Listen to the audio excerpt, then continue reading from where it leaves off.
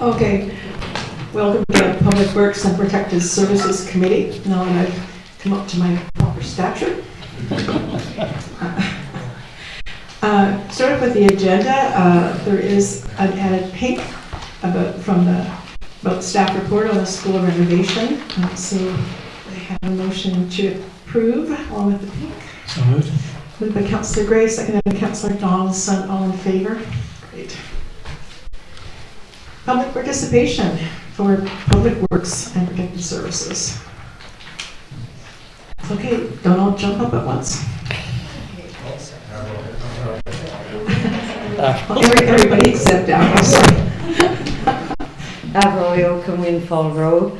I just saw kind of a flash of the maybe discussion to rename the school, and I'm not in favor of that. I think it needs to remain as the school. We all know the school. We don't know the Orca place. That'll be a long time coming. Thank you. Anyone else? Yes, June Reimer, Marydale, and I totally agree with the same thing.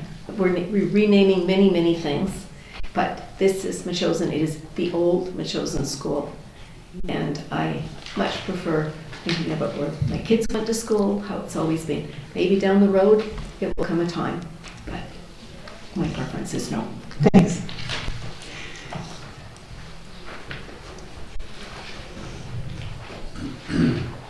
Eric White, Machosen Road. As far as renaming the school, maybe we should just incorporate Machosen's actual name and call it the Old Stinkin' Fish, and then we can... Thanks. You can see this is going to be an interesting discussion. That's good, Eric. Anyone else for public participation? Okay. Here she goes. Is she going to talk? Who's Sparky going to speak? I think she's thinking about it. You're delaying her. Okay, so we have the minutes of the Public Works and Protective Service Committee meeting of January 15th. And it could be a motion for adoption. Moved by Councillor Shipkin, seconded by Councillor Gray. All in favor? Thank you. And receipt of the minutes of the Healthy Communities Advisory Subcommittee of January 23rd. Move receipt. Moved by Mayor Little, seconded by Councillor Gray. All in favor? And in the minutes, Healthy Community minutes of February 27th, they do have a couple of amendments on that one on pages 14 and 15. Package. The first one is on page 14 toward the top. It was about the Intermunicipal Advisory Communicabilities, which is IACD. They have changed their name to Access West Shore Society, but further on in the minutes it says they put out a short survey. The survey was actually put out by the Capital West Accessibility Advisory Committee. Right. And it referred further down that it said it's that committee that is the CAOs for now. So that just needs to be, the first day there needs to be changed to the Capital West Accessibility Advisory Committee. Councillor, Yes. IAPD actually did have a survey as well. Oh, they did too. Well, that's why I'm confused. And then Capital West has just put out their second one. Okay. So I'm pretty sure that's what it is then. change. Anyway, at least the second one is definitely with the CAOs, that is the Capital West Committee. And there is the accessibility, which is going to come up later, but there is a survey that's accessed on our website. And there's also a place for comments, accessibility@machosen.ca, for people just give us some input on what they feel are the issues surrounding accessibility, or the needs and wants. The other amendment is on the next page, and it's under the Seniors Resource Center. It said they are applying for the Aging in Motion grant, which would allow them to purchase a small bus. Well, the part about the bus is incorrect.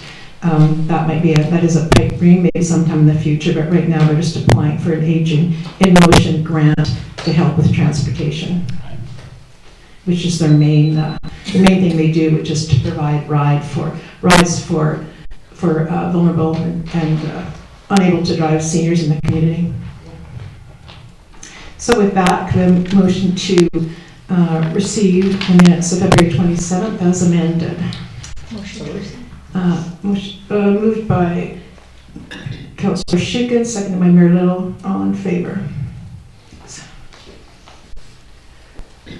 All right, we have a staff report, which is a pink on the school renovation update. Just basically that the terms of the grant have been fulfilled. The grant of $944,603, which was amazing for the chosen to get. The upgrades to the school structure included accessible washrooms, gym renovations, which we saw the picture there of the gym, which is amazing. Wonderful kitchen renovations, stage equipment, sound, acoustics, lighting upgrades, and the fire alarm system, and so on. There was quite a few things that we managed to get done with that. So that has been completed, and the final report is about to go in. I just offer congratulations to the group who worked so hard on this, and I want to recognize the fire chief for the efforts that she put into it. It's a fabulous resource for the community. Thank you.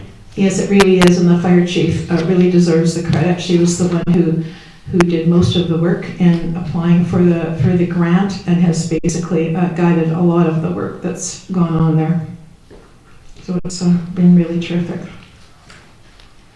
Councillor, a couple questions. So was there a final walkthrough done after the construction, just to make sure everything, like all the doors are sealed, the lights coming through, leaks, any of that sort of stuff? I know on construction sites, that's usually what happens within. In this case, it would be the working group, which was 4 people, and the project manager. Was anything like that done? Well, the working group wasn't too involved in the last few months of that.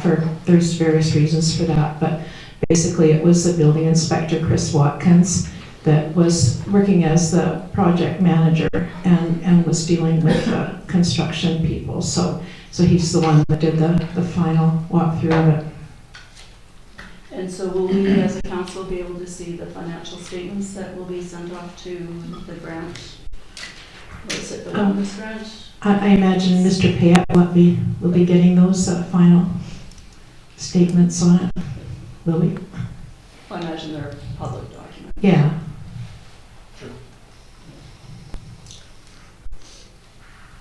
I would imagine that's, yes, there will be a report going out. The final report goes out, like she said, by the end of March. And so did the working group meet then for the final meeting on? No, we didn't. Okay. I only ask because I can't find any minutes or any update on the website under, well, actually, they're not even on the website, under the steering committee thing. So it was difficult to follow this through other than the terms of reference. It was just an ad hoc group, and I did make reports when we had, but we had actually very few meetings. Didn't I was just wondering, as because we when hoped. I read through the terms of reference, there was a lot of proposed engagements. So I didn't know if there was any documentation of that. That's all. Thank you. That's good. Thanks. Yeah. Sure. Certainly a successful project. Good stuff anyway. Through the chair, we can provide the final grant summary that we present to the grant administrator, so we can present that to the public, no problem. Yeah, that's great, thank you.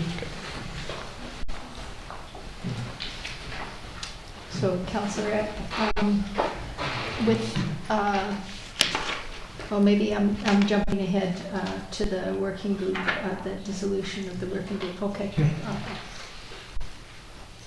I was just going to say, since the project is completed and the money's been spent, we can dissolve the Yes. school renovation working group with many thanks. I know it's here somewhere. Yeah, page 18.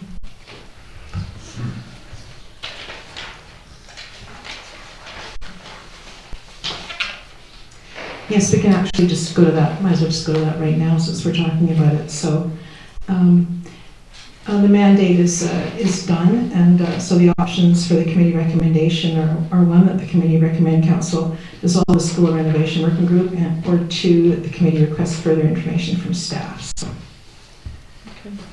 I'll move that the committee recommend council dissolve the school renovation working group with many thanks. Okay, moved by Mayor Little, seconded by Councillor Gray. Any discussion, any more discussion? Councillor Donaldson? Will the two gentlemen that worked on this be acknowledged in any way? Yes, I will speak to them. Yes. We typically always send a letter as well when we dissolve groups. Okay, that would be great. We'll do that. Councillor Gray? And maybe to celebrate, council should have a pickleball game over there in that new gym. I think that's a great idea. Not that I've ever played, but... No, me either. But I hear good things. Okay, with that, can we have a vote on that one? All in favor? Okay. Opposed? Thank you. Carried.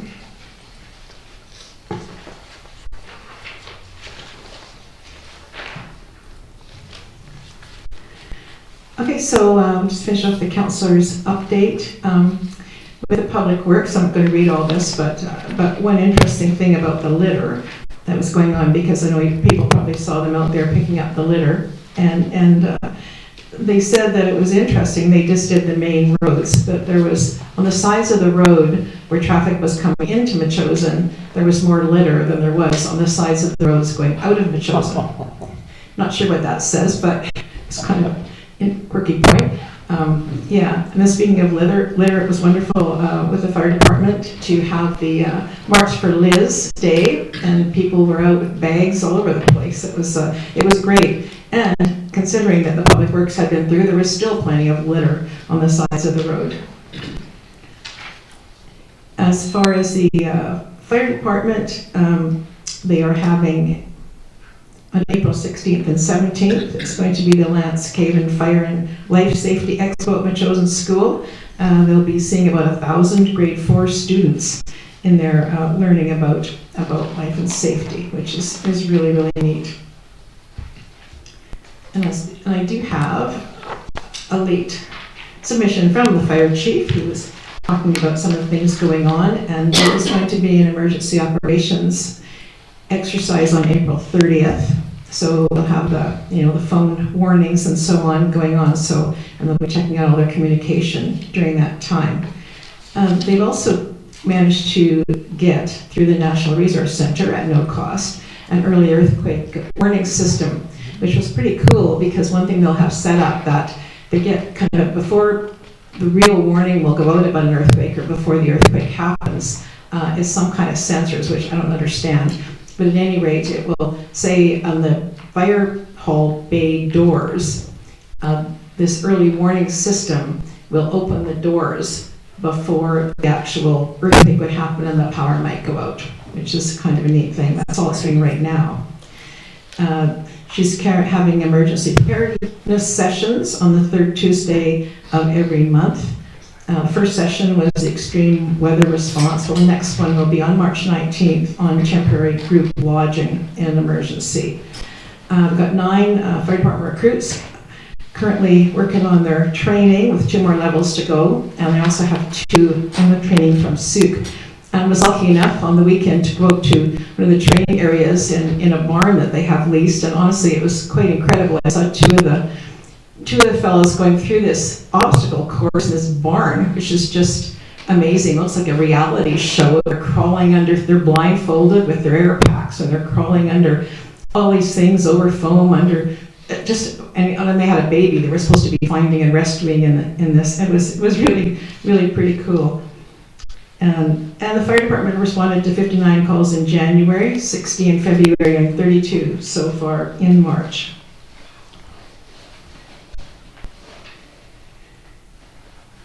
So as far as the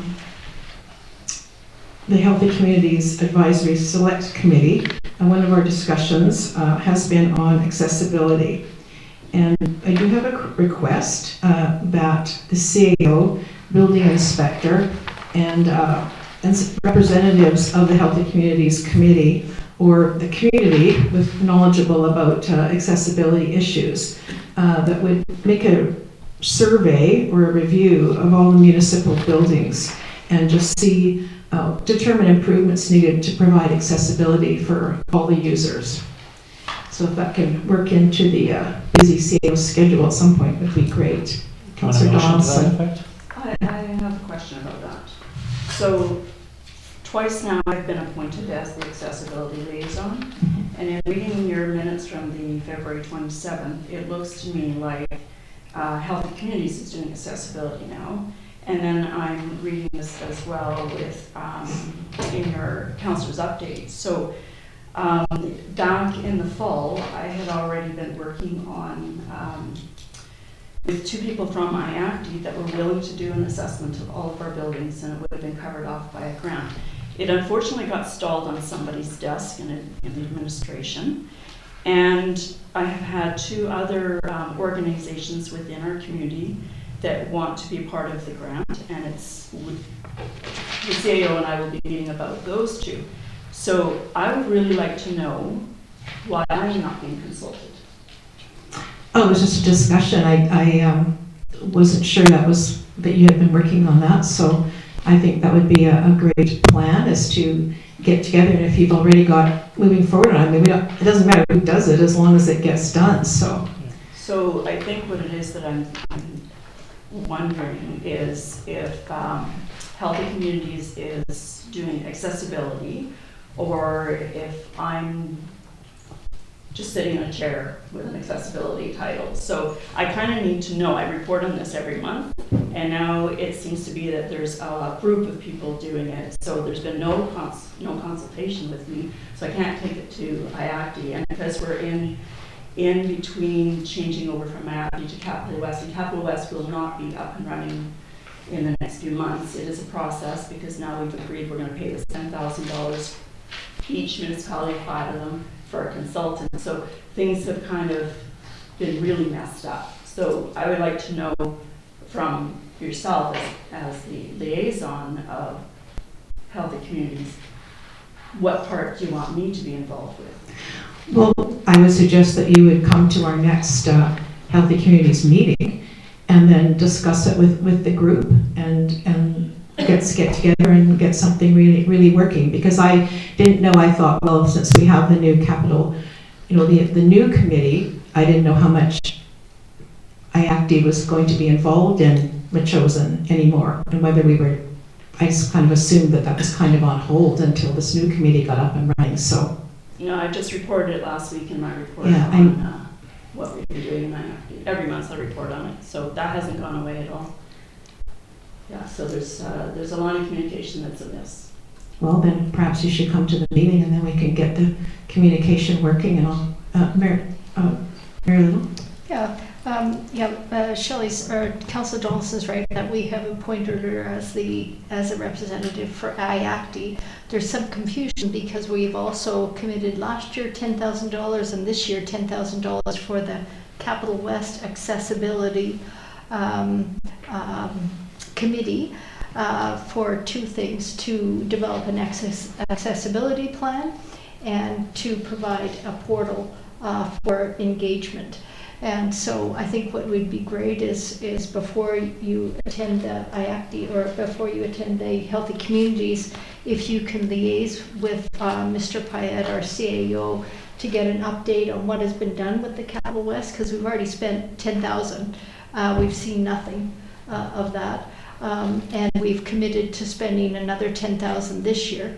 And so if you can ask him for an update on that, so you can bring that with you to the Healthy Communities meeting, because of course we don't want redundancy and collaboration, but we also don't want to be stepping on anybody's toes. So I think Councillor Epps' suggestion of collaboration and going to the Healthy Communities with your information about the grants, your involvement with IACD, and then also an update on the Capital West, what they're doing and what they're going to do for us.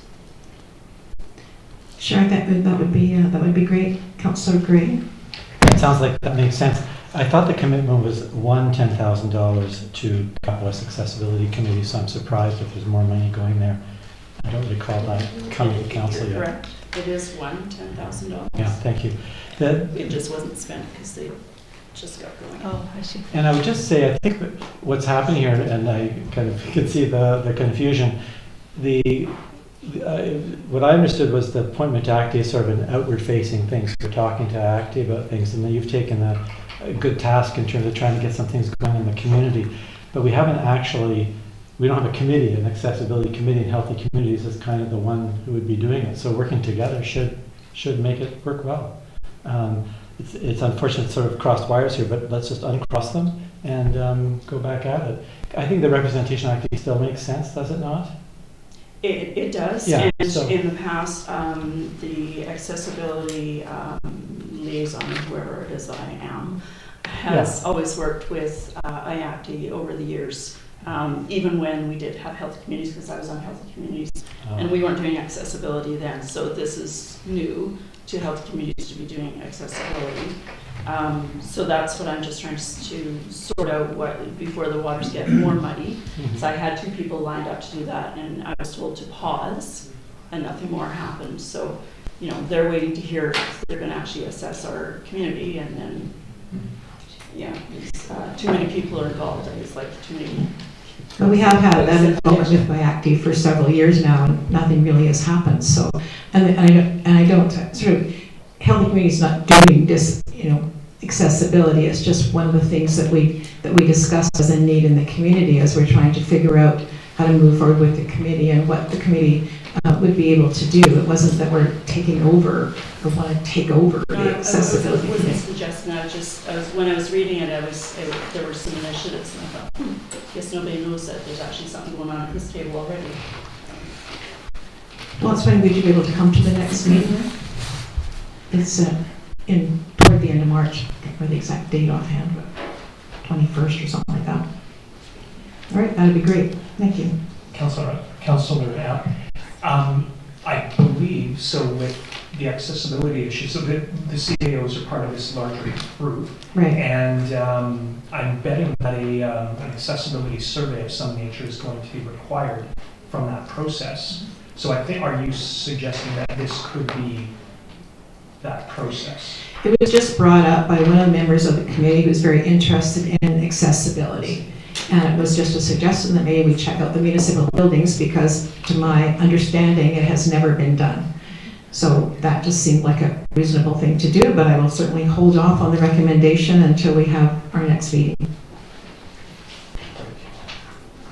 So currently there's paper copies actually of the survey out on the counter. Yeah. There's also, it's on the website as well. So for everybody, I think Tina just sent out about information on that recently. So 10 questions, and I actually put it out on Facebook as well. And I think Mayor Little did too.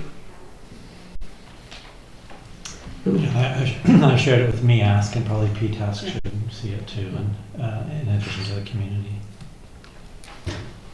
And Story, my only suggestion would be is to do the walkabout with the building inspector and the CAO when it actually counts in terms of that larger initiative. I mean, it's a great idea, but it's the timing and where that information goes maybe needs other view and understanding where it's going to fit into the larger process.